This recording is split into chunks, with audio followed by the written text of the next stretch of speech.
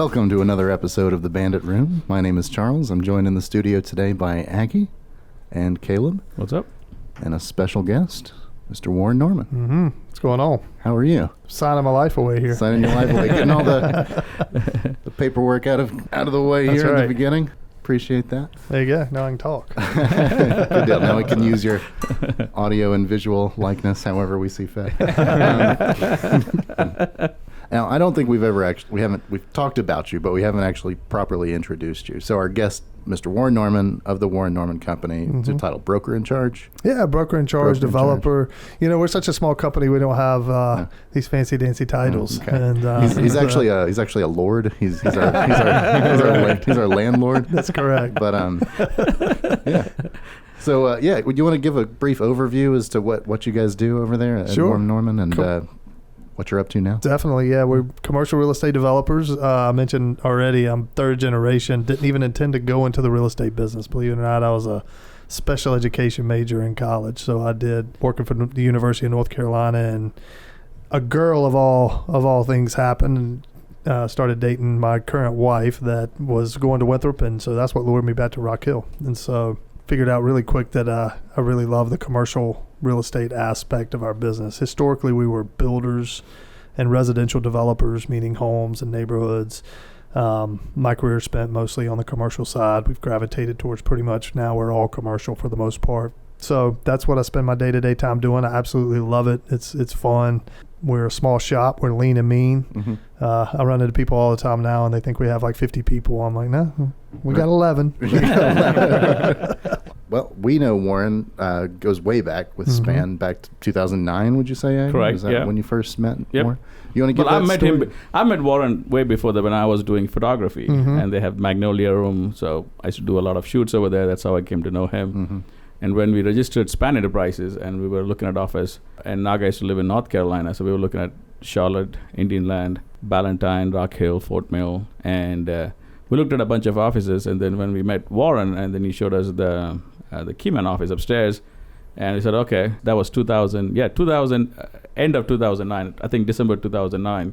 And we moved into that office in 2010. When we needed more space, you gave us one more space next to it. And then we moved downstairs. So we went from 100 square feet plus 100 square feet to 1,700 downstairs.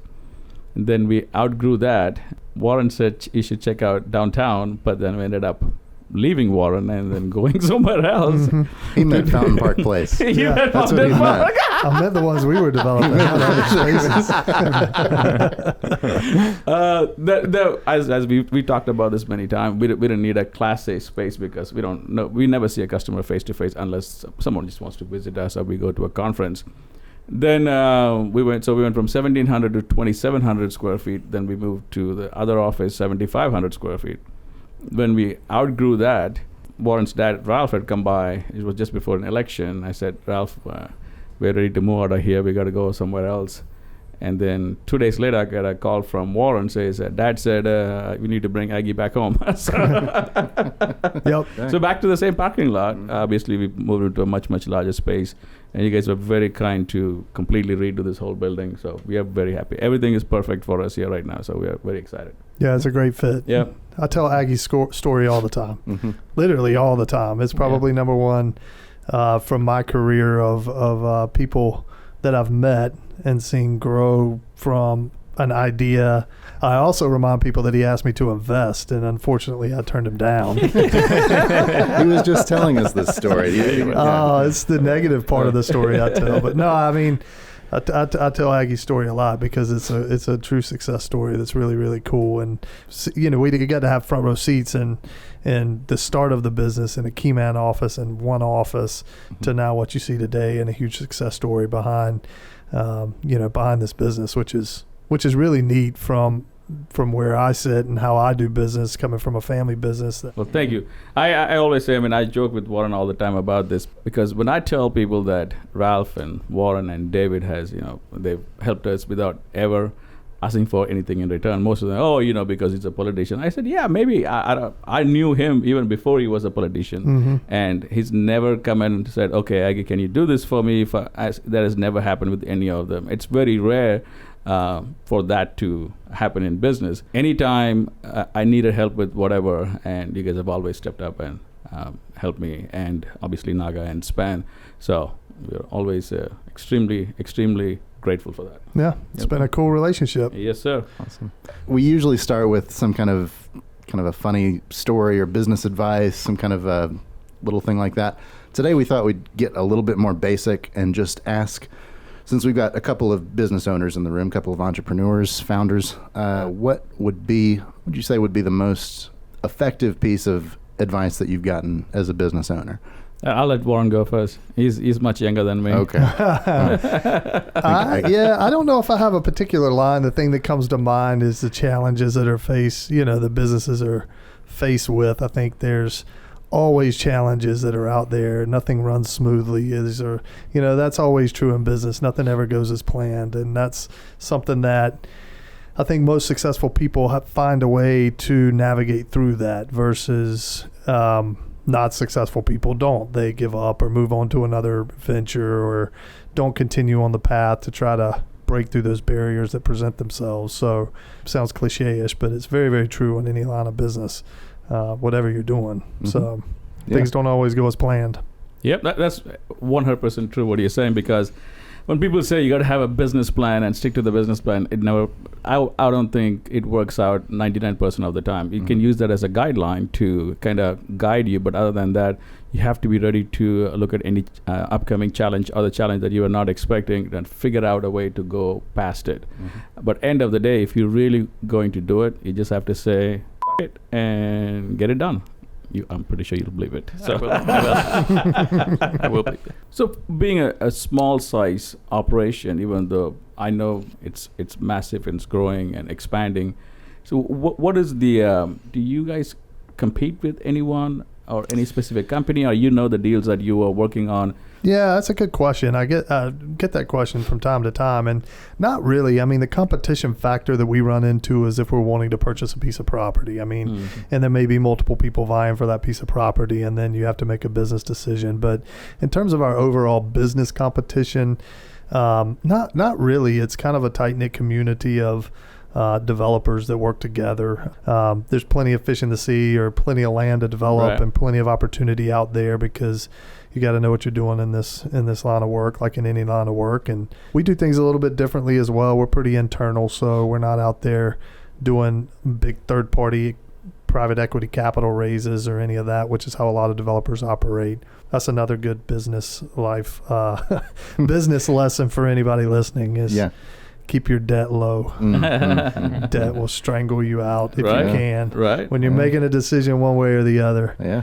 Default towards the lower debt strategy, even if it means bypassing an opportunity. So I think that serves us well for when downturn come right now. Pays out now. Yeah, it does. Yeah. So, that's a great point, because 2 years ago, 2019, 2020, we had the best years as far as revenue is concerned and the growth of our company during COVID. Even though everyone was working from home, the opportunity that we saw compared to our competitors, almost all of them took in a lot of debt, a lot of investment to have fancy offices and do this and do that. Obviously, we were doing it slightly different. We still behave like we are a startup, a bootstrapped company. So we act and behave like that. We've been debt free from 2016. So when COVID hit, we were able to continue the operation as such. Everything was fine. Mm-hmm. Majority of our competitors who were completely dependent on investor money to run payroll and marketing and all this stuff, suddenly all those checks dried up and they didn't know what to do. A couple of them actually reached out to me saying if I wanted to buy the company. I said, I don't want to buy your company.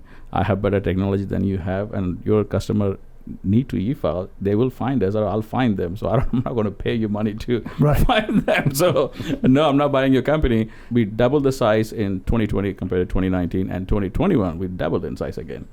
And this year we have over 180% growth compared to last year overall. So it's just the slightly different way of doing business, not taking too much debt and being very conservative in what we want to do, what product we want to do, and how we approach it.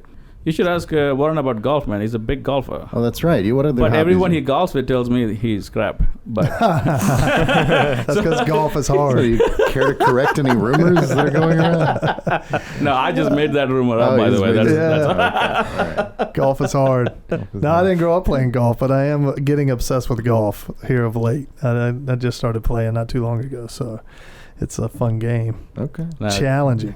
Joe's You never win. I'm not quite sure why. You can never win the game of golf. You just always strive to get better, and when you do your best, you're like, oh, I can do better. And then it's never you never achieve your goal. So what's your thought on all the recent controversy with golf, the PGA and the Live Golf and all that stuff? Have you been following that? I have, yeah. I was so my brother-in-law is a golf pro. He was over in Alabama at a course called Shoal Creek, which is a nice course, and he just took the head pro job at Charlotte Country Club, which is a nice course in Charlotte. So he gets to meet all kind of cool people.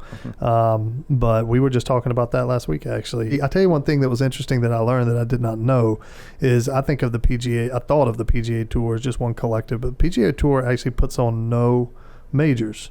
So the PGA Tour is different than the PGA of America, which is the governing body of the pros like my brother-in-law.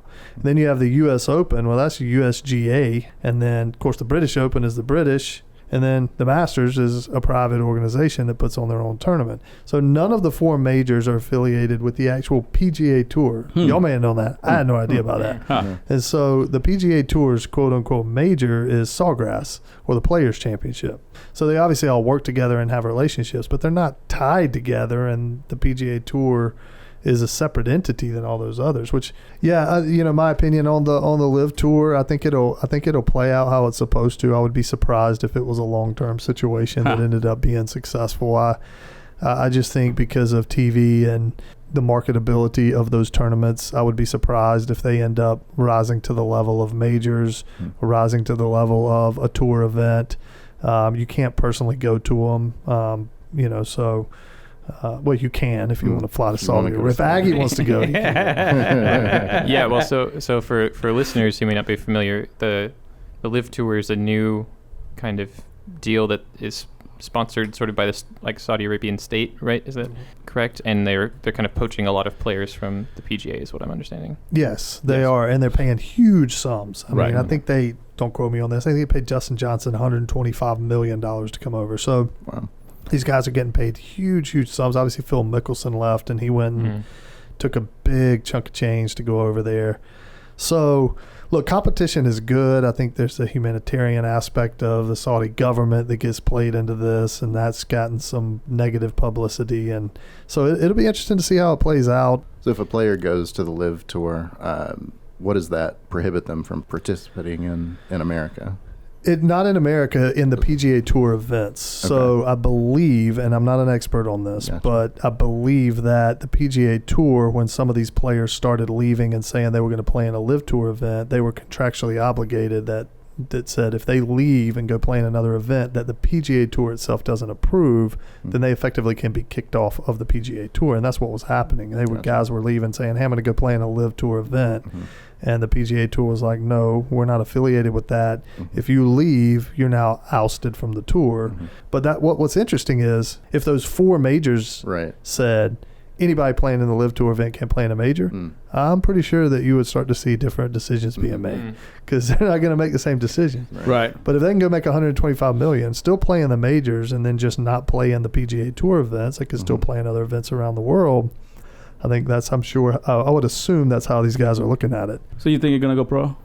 In golf? Yeah. Oh, hell no. I wish. I wanted to go pro in basketball. That's why I'm playing golf, because I can't play basketball anymore like Joe. But you still play basketball I quite do. often, right? Here's what happened. I'll tell you. So I had a guy call me and said, hey, you still play basketball? And I was like, no, I retired because I had back surgery 2.5 years ago. So I was like, no, I retired. But I said, but why? What you got? I'll go play if you want to go play. And so he's like, well, I was thinking about putting in this team into the City League over at the Sports and Events Center in Rock Hill.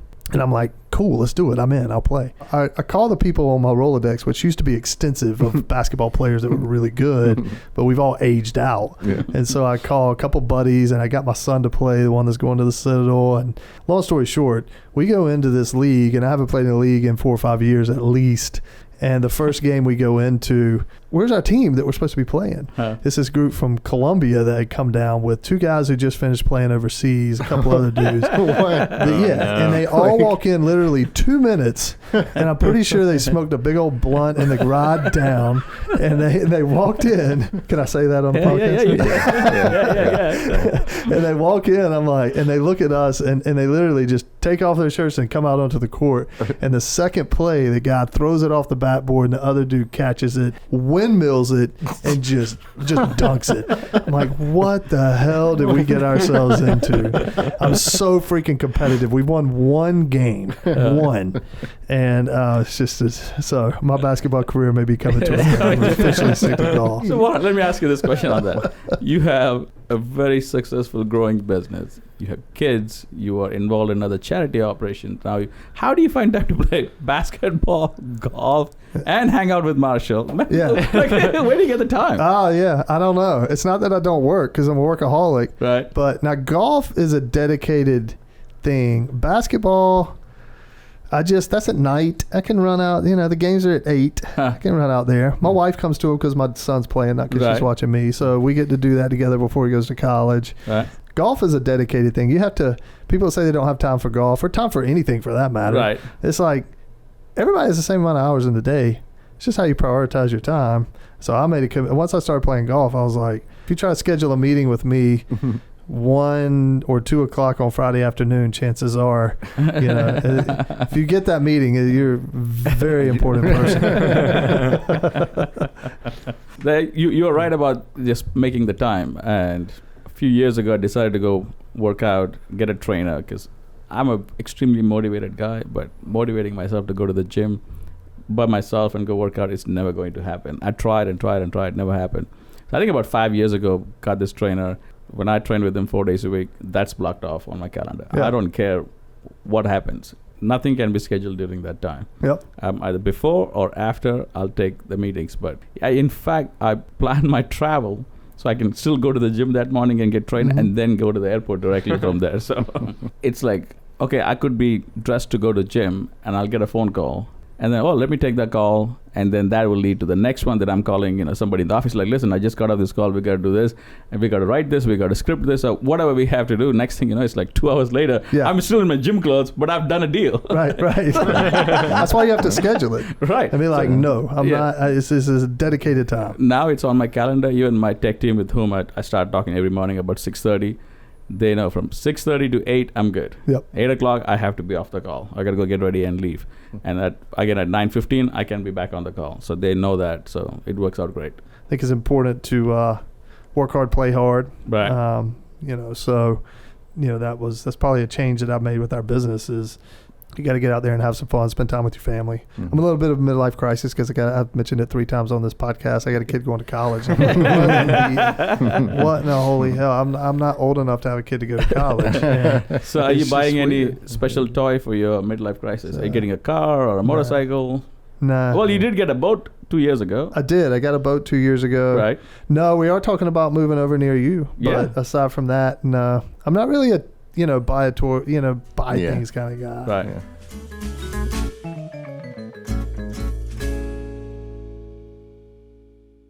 If you're a trucker and you own a truck that weighs 55,000 pounds or more, we're here to let you know that it's time to file your Form 2290 again. Thankfully, Express Truck Tax is here to make e-filing easy with a free VIN checker, a scan for common errors, and 100% US-based customer support. So go to expresstrucktax.com now to file your 2022-23 Form 2290.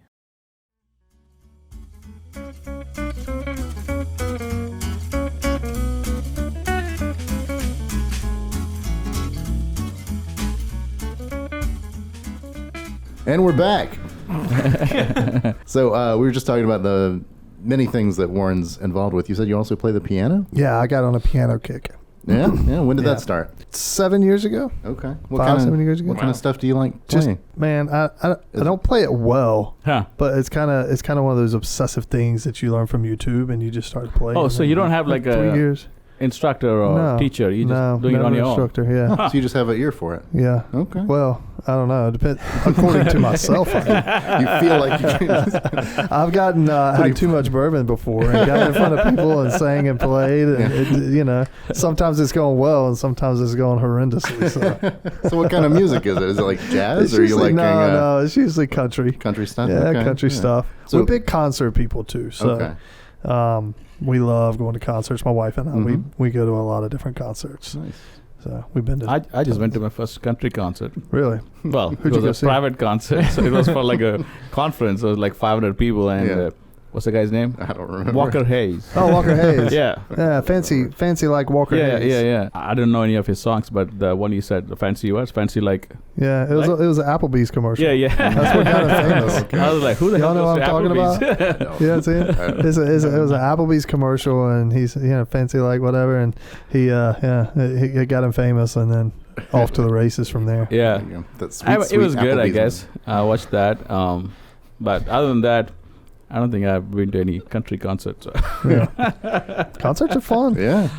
Okay. Well, beyond all the things we've already discussed, another project that you're heavily involved with is Miracle Park. Mm-hmm.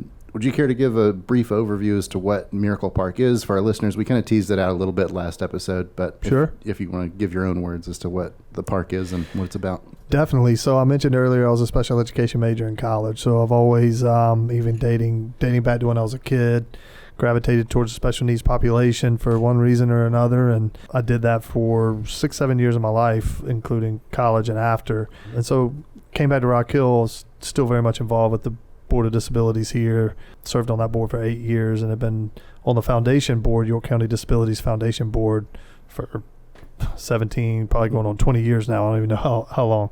My best friend David Williams, who owns a large collection agency in town, he has a handicapped nephew and came back it's probably 6 years ago, maybe 5, 6, 7 years ago. Said, hey Warren, we should build a miracle field. I'd heard of it, but wasn't quite sure what it was, and it's a field design for handicap accessible field, kind of a rubberized surface. Specifically a baseball field. Specifically a baseball field. Thank you. Yeah.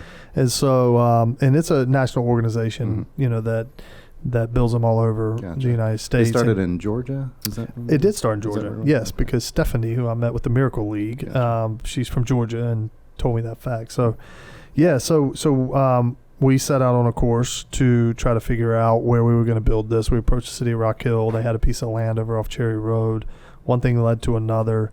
Got the property beside it, which was owned by Winthrop, and assembled 15 acres from the foundation that allowed us to not only build Miracle Field, but expand that into what we now call Miracle Park. So it's the first in the United States of this magnitude by far. There's, I think, 2 other places in the U.S., I believe somewhere in Idaho and in Houston, that have 2 Miracle Fields, but nowhere else has multiple fields and multiple different aspects of a park designed solely with the intent to serve the special needs population and non-special needs kids too. I mean, that's what's the beauty of the park, is we've designed it in a way that to break down barriers, to have inclusive. Inclusive for because a lot of people aren't comfortable in certain settings, and so I think that was definitely a goal of ours to create that. So the playground was built, and we were fortunate enough to get the property donated, and then set out on a course to go raise funds. And to say the Rock Hill community and the surrounding community stepped up is an understatement. I mean, hundreds of thousands of dollars for a vision. Pretty much everybody stepped up to the plate that we approached. And so we were able to get that done. Took years, but we got it built, and we're on to phase 2 now. And there's really cool aspects of the park that are coming, and you guys are going to help us with a new website and app that we're really excited about. So in fact, the people that Charles and Caleb and Stephanie, they are involved in the project from our Rock Hill office. Plus, we have the app developers and other developers from our India office already working on it. So what we want to do is, obviously, when this was all happening, I was not in a position to be involved or spend any time with it. So now we are in a position we can do that. We definitely want to be part of it. And obviously, as experts, a little bit of expertise in the technology side of things. We definitely want to not just build a website or just an app, but we want to make it more a flagship product for not just Miracle Park, but we would probably want to even think about having that technology and that kind of app and and that foundation for that to be even given to other similar parks that they can also use it. Yeah, that's great. Yeah, we're very thankful. We had a decent website that was built originally, and it was pretty good. And then when we switched over to the city of Rock Hill, who was running it through their PRT department, because we're a bunch of volunteers, and I went on there because I was telling somebody, and I said, whoa, this is not good. And so I called our director. About a couple years into the project, it grew to a size of a project that we had to hire Kylie Carroll, who you met, who's our executive director of the park now. I called Kylie and I was like, what happened to our website? I said, we gotta fix this. And she's like, well, it switched over to the city. It's not exactly what we want, but we haven't figured out somebody to do it. I said, I got the guy. I teed up what could quite be described as a beg and a plea to dude, all you had to do was send me a text. Please, Aggie. No, you've always expressed interest in being in the park, but you said you were right. Timing wasn't right. And now it is, and we're thankful for you guys' talents. And we may invite her as a guest here. Kylie has been involved in this for a long time. I've spoken to her many, many times about this. If you don't mind, can you just give us some background about her? How is she involved, or what is her expertise in that? And then maybe in a future episode, we'll bring her and talk about that in detail. Yeah. She'd be great to get on. Yeah. So I mentioned a couple of years in, we ended up realizing that we needed a center spoke of the wheel. There were too many moving parts. I was spending a ton of time on it, as were others on our executive team, David Williams, Alice Davis, Sig Hewitt. And so we knew we needed someone, and thankfully the foundation was in a position based on fundraising to get somebody on board. So we went through an interview process, and Kylie landed in our lap, and so she was the obvious choice.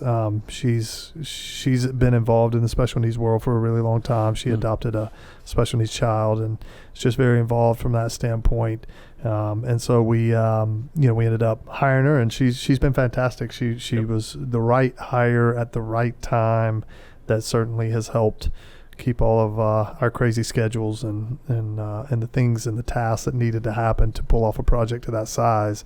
Yeah, could you tell us a little bit about where it is? Because I know it's been in the works for a while, and now it's actually functioning, and you've got further plans for the future. So how many fields do you have now?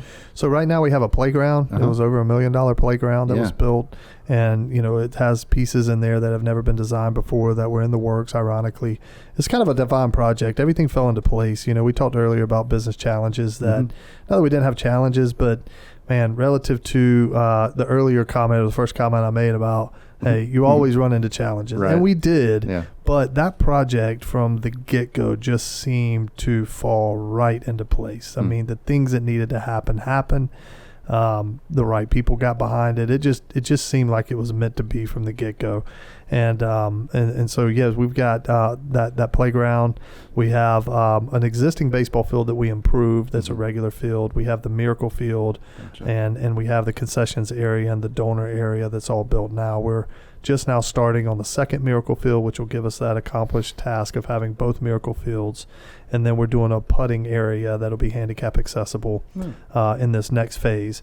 And then I'll call it phase 2A or phase 3, if you want to call it that, is a challenge course, multi-purpose field that'll house soccer and baseball along with the same surface.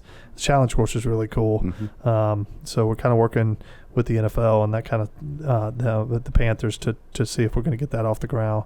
And then my favorite part, which was a goal I had almost 30 years ago whenever I was in college and special ed major, was having a building and a place where people can come and train, special needs population can come and train and then go and get a job somewhere else.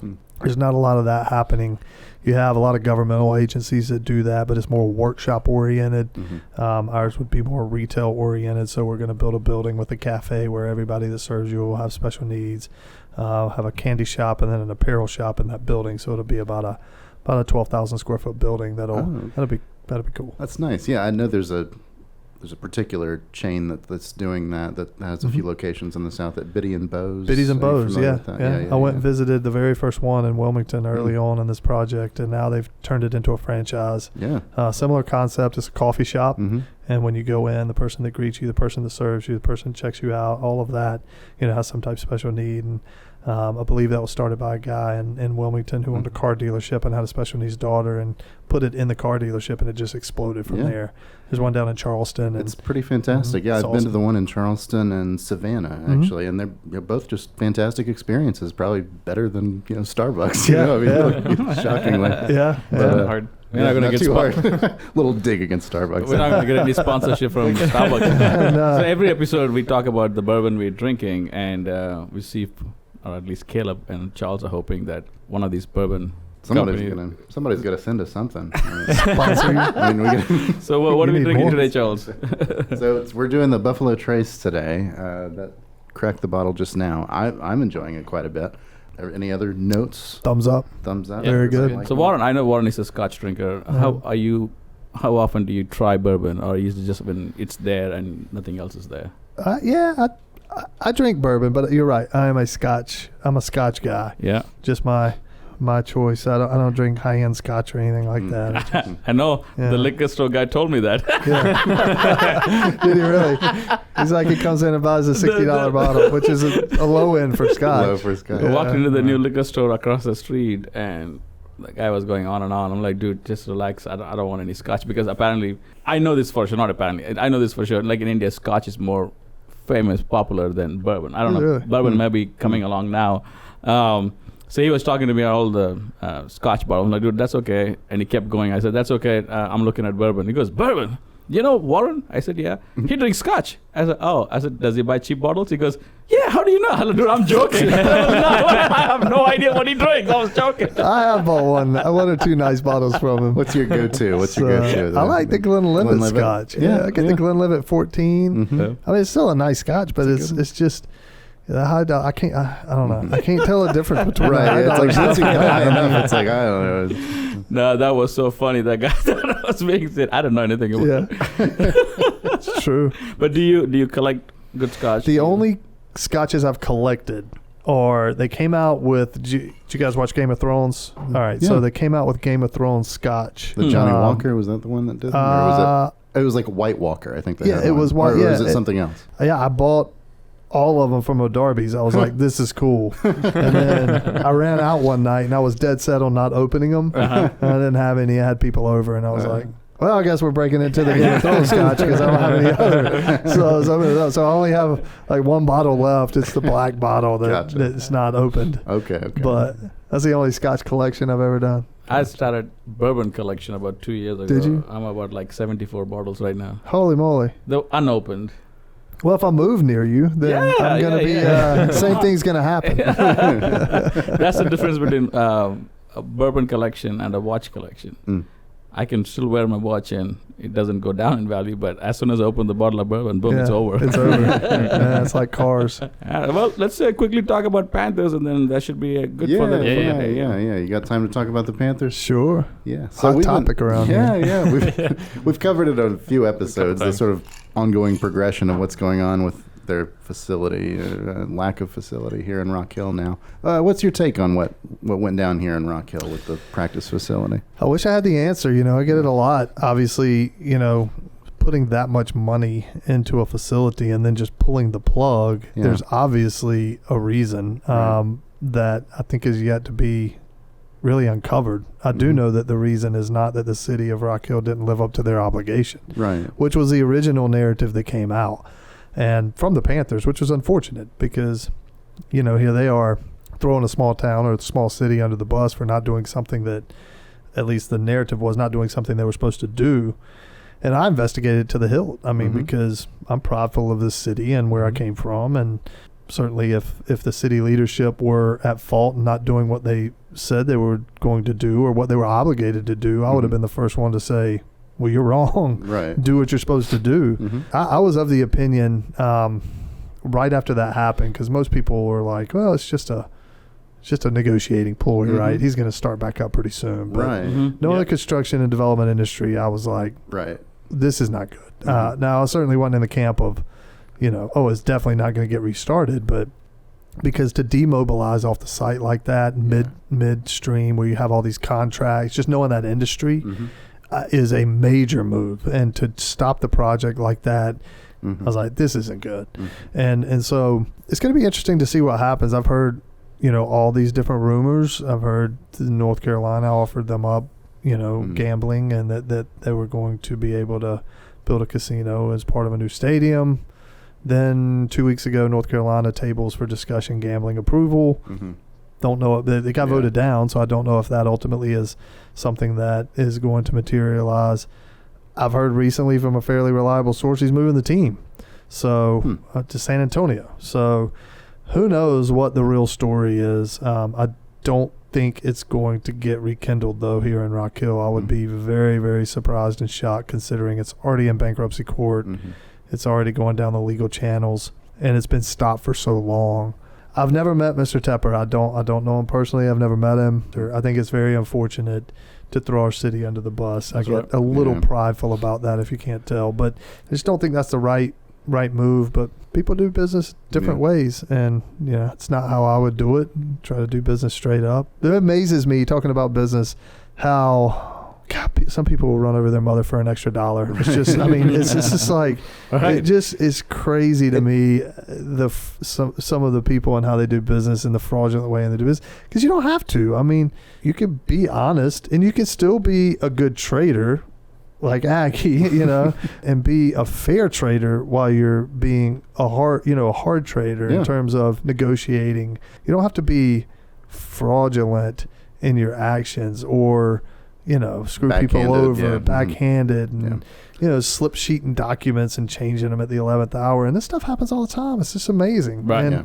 And I think most people are good, but it's amazing to me when you run across those that just 99% of the time it works out for you. It does. In that when you trust people. Yeah. But again, occasionally you get those situations that somebody's going to take you for a ride. Do you think, as citizens of the city of Rock Hill, or the city should have done a better job of pushing back, communicating back to the nation about what exactly is happening? Because the way he came out was he put all the blame on us. Right. Well, I think they've signed agreements that they're not going to talk about it, right? Isn't there some sort of a clause about that? I think that will play out over time. I actually think, your natural reaction when someone wrongs you is to fire right back and say, no, that's not right, but I do think my reaction was like that. And I tried my best to explain to people in Charlotte at a real estate conference. I remember, goodness gracious, I ran into 25 people that were saying, why is the city of Rock Hill doing this? So even people around town. And so I think the narrative the pendulum has somewhat swung back, and I think it's going to swing the other way because right always wins, and I think that the truth will come out at the appropriate time. I think the city of Rock Hill is probably smart to let it play out on its own, to let the legal process play out, to let it ultimately be completely dead, and then at that time change the narrative. Look, eventually, what goes around comes around. I just don't wish ill will, but I was a huge Panther fan. I'm not even like that. I'm always like, never really get too swayed one way or the other. But this one stung to the point where I'm like, I don't think I'm going to pull for that guy. If this is ultimately what he's going to do, I will. I haven't done it yet, but I will take the sticker off my car and choose a new team. And that's hard to say because I'm a huge Panther fan. But if it truly ends up that this is the route that they ended up going, and I know a lot of people have turned their tickets in. We've been Panther ticket holders since day one. Yeah. When they were in Clemson. Wow. So we've been season ticket holders from 2015. So not as long as you guys have been. We're still big fans. Yeah. What is going to happen to that big construction site? Good question. The state put in $75 million interchange right there. They had power lines that were running along the interstate that I think they paid $25-30 million to move them to the back. It's crazy. Wow. The money on it is just nuts. Who owns the land? Is Tepper's Development Company? Yeah. Okay. He has a GT Holdings, I think is the name of the company, that he is a subsidiary company that owns the actual dirt. So the property has been improved in a massive way versus where it was. I mean, obviously, if you have your own interchange, it's going to be a valuable piece of property. I've heard that there are people that are vying for it, but who knows? we're fortunate to have already a lot of property in Rock Hill. Yeah. They certainly have not reached out to us. I don't know what would happen with that building. Mm-hmm. I mean, he spent a boatload of money on that thing. So Yeah. He had all these contractors build the stuff for him. And now he's But if declaring the bankruptcy. contractors are not being paid, so he didn't really put his money in. It's somebody else's money, right? I would venture to guess, based on where the project is, that he is out of pocket Okay. a lot of money. Mhm. I mean, a lot relative. I'm sure a lot there's to still him is relative to most people. I mean, but he's probably well into it for over $100 million of his Oh, own wow, money. okay. Yeah, Oh, wow. I would think. Yeah. Gosh. It's a total guess. I have no There's still a direct ton knowledge of claims against the property, though. There's a bunch of, Tons. yeah. So. Going to have to be cleaned up, and I hope the state goes after him. I hope the city goes after him. I think we should. It's after 3:00. Yeah, right now, we should get Warren to come back and do another episode. We can talk about other subjects that he's in it. Yeah. And maybe we'll get some scotch for him next time. Yeah, we covered a lot of ground today. But yeah, we appreciate you coming on. Any final thoughts? Any other plugs? Any projects going on you haven't talked about yet? No, I mean, I could sit here and talk all day, but this is fun. This is my first podcast experience. It makes me want to do a podcast. Hey. It's really cool. Y'all got a good logo, a cool room to do it in. Yeah. Giving me bourbon. Yeah. Next time we need to do it at 5 and have a 2-hour podcast. We can do We'll be that. slurring our words. We can do that. Double episode. No, this is a lot of fun. Thank y'all for having me. Thank you so much for coming by. Thank you, sir. All right.